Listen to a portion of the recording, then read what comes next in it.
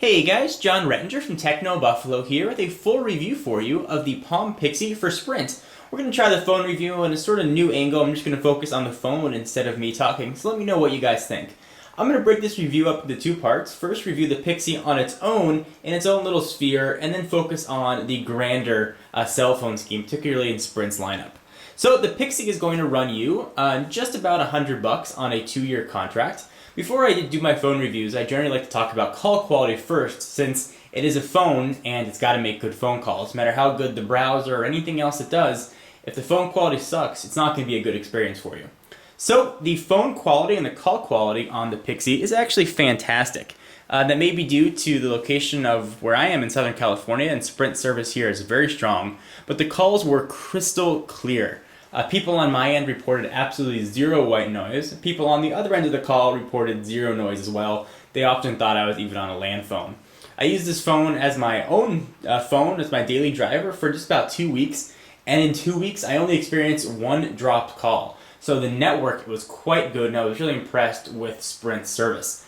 So if you were worried about call quality on the Pixie, don't worry. If you're a heavy speakerphone user, something to keep in mind, the speakerphone on the back, while it does have those two speaker grills, it's not the loudest. So if you rely a lot on speakerphone, this one might not be the phone for you. If you just use it passively, it's certainly loud enough to use, but if you're relying on it in a car, for example, if there's a lot of traffic or a big truck driving by, you're going to completely lose the call and not be able to hear what they're saying.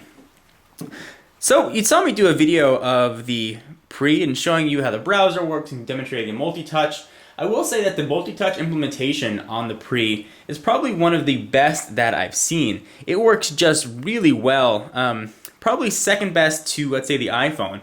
Multi-touch capabilities as far as managing your pictures or using the browser, or really just doing anything that involves a screen. Multi-touch just works really well. It's very smooth. We've seen multi-touch implemented on devices like the HTC Hero, for example, and while it works and is quite functional, it can be a little choppy at times, and that's just not the case here with the Pixie. It works really smooth and quite well. So if you're looking for a multi-touch enabled device, the Pixie really is a good way to go, and that's true of all of the WebOS phones, so including the Pre as well. So the keyboard was one of the things I was most worried about the Pixie, and I did a video demonstrating how the keyboard works, and I gotta say I was really impressed with how easy it was to type on. You wouldn't expect it looking at the size of the device. It's really quite small, and the keyboards look very cramped, but they're surprisingly easy to use. The keys have a little bit of a tactile clicky feel to them, and there's a dome on them, so that to be stick up a little bit more than the Pre's, and you don't have the bumpers on the side, so you can really get your hands around the device for typing. It makes it just a little bit easier. Overall, I was very impressed with the keyboard. One of the things that I don't like about typing on the Pixie and the Pre as well is that it doesn't have any sort of autocorrect. And while the keyboard is very good, you're certainly bound to make errors. And I really would have liked some sort of autocorrect feature. When I first reviewed the Pre, probably back almost 6 months ago, that was one of the features I was really hoping for with WebOS. And I would have assumed that Palm would have rolled that out in an over-the-air update, but it still hasn't come yet. So if you've got very fat thumbs and you tend to make an error or two, you're going to want to be very aware of that when you're using the Pixie. But overall, the keyboard is very usable and surprisingly easy to use. Camera quality was just okay. It wasn't the best. It's really passable for a cell phone camera, but right now you cannot take any sort of video, and it does have a single LED flash. One of the other downsides of the Pixie, and certainly this is true of the Pre as well, is the boot up time, and that's just a WebOS thing. It can take upwards of 1.5 minutes for this thing to go from off to on. It gets to be a little annoying. So working with the phone, you're going to be dealing primarily, or obviously, full time with the operating system. And I really like WebOS, which is the operating system that this is running. It's very intuitive and easy to use. I think it's even fun as well. The card management system, I think, makes things just very easy. You can take an application and throw it away when you're done and really manage multiples right from this card interface.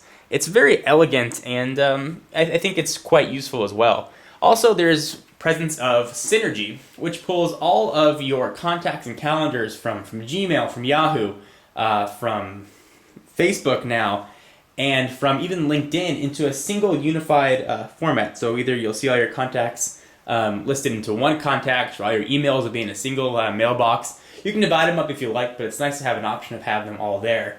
especially having calendars. So if you use an Exchange calendar at work and you use your Gmail at home, it really makes it quite nice to be able to have all those sort of combined. And Synergy does a really nice job of doing that. Just with calendars, everything will show up right there.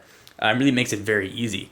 One of the things that I really do enjoy about WebOS, in this case in the Pixie, is how it handles notifications. So you'll see right there I've got a little envelope. If I tap it, it's really an unobtrusive way to get emails. And if I don't want to read it, I just toss it away. If I want to open it up, I just click on it.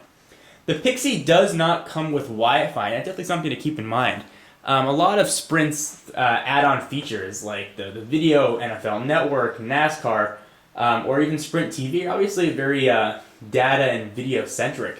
And the quality of the video, while watchable, definitely isn't Wi-Fi strong. So you're going to get a little pixelated, and it's going to take a long time to load. Something to keep in mind. From a browsing standpoint, it's going to be okay, because Sprint's network does tend to be very fast. But something I want you to keep in mind, if you're looking to get the device, if you rely heavily on Wi-Fi or you want that little bit of extra speed, this is something that the Pixie does not have. Overall, in the Pixie on itself, I was very impressed with it. I really liked using the phone. It's extremely small and very portable, and you can really see the size of the device when you put it next to something you're familiar with. So here's the iPhone, for example. The Pixie looks downright minuscule, and it really is quite tiny. One of the other downsides of the Pixie as well is that it's stuck with your 8 gigabytes of storage. There isn't any sort of micro SD expansion. So if you're looking for a lot of music and you want to bring over your whole library, you're going to run into some trouble or definitely have to do some management. So the Pixie as a whole, it really is a great phone. I really enjoyed using it. The screen was bright and vibrant. The keyboard was surprisingly easy to use. Call quality was really good.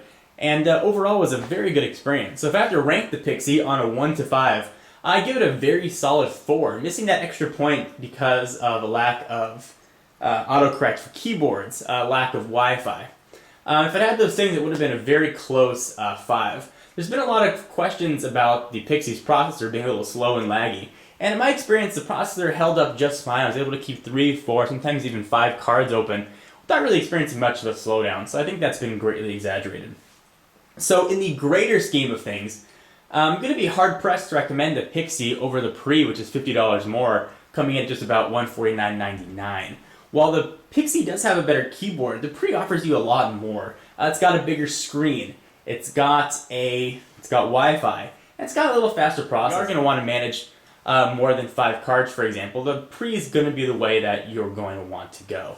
When you put them both side to side, it's really hard to see who Palm is targeting with the Pixie. Definitely a $99 price point is quite good, but only $50 more to upgrade for a faster processor, bigger screen, and Wi-Fi would probably be the way I'd recommend. But if you do like the form factor of the candy bar, you don't want the slide-out mechanism that the Pre had, Pixie is going to be a great buy for you. Anyway guys, I'm John Rettinger from TechnoBuffalo, and hope you enjoyed the video, and I'll see you in the next one. Bye-bye.